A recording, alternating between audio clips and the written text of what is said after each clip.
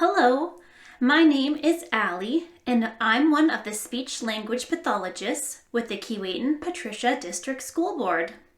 Since families are spending so much time at home together, I thought this was the perfect opportunity to do some parent outreach so you can support your child's communication skills.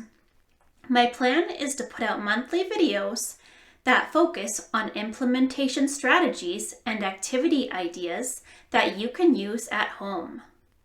The purpose of this video is to introduce you to SLP services and general principles, which serve as a foundation for my future activity suggestions.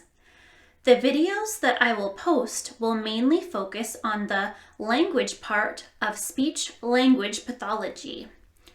Language is so important because it encompasses several skill areas such as vocabulary, grammar, sentence structures, asking and answering questions, following directions, etc. Some other areas that fall within an SLP scope of practice include the assessment and treatment of articulation, fluency, voice, and augmentative and alternative communication. My goal is to give you strategies that you can implement during natural contexts and common routines. This is for two reasons. One, because SLPs recognize that it can be hard for parents to find time to do their child's speech homework.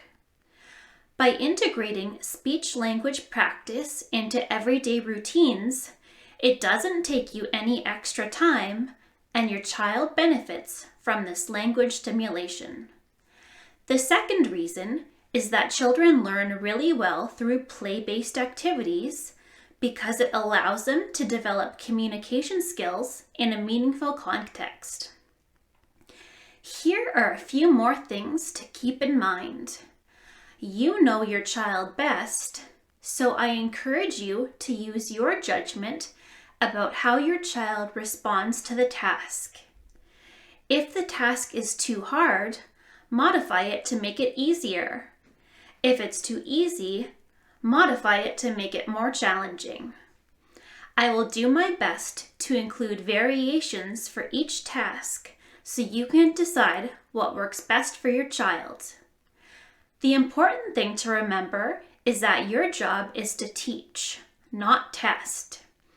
If your child has difficulty with a particular skill, give them the support they need to be successful.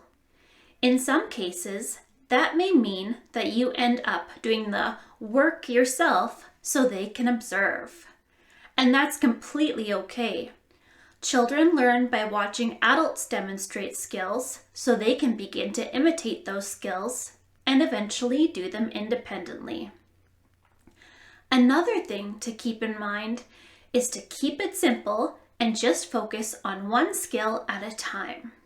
For example, I may tell you all the things you can target while playing with cars, such as following directions, prepositions, action words, basic concepts, etc. Do not try to target these skills all at once, as that will become overwhelming. Perhaps you play cars and focus on following directions today, and do the exact same activity but focus on prepositions tomorrow. My recommendations will mainly be geared to younger elementary-aged students, but it's important to note that all students can benefit from them, not just those that access SLP services. Even if you don't have any concerns with your child's communication abilities, it's still good practice to immerse them in a language-rich environment to ensure that their skills continue to develop as expected. So, I invite you to grab your whole family and try out the suggested activities. I promise they will be both beneficial and fun.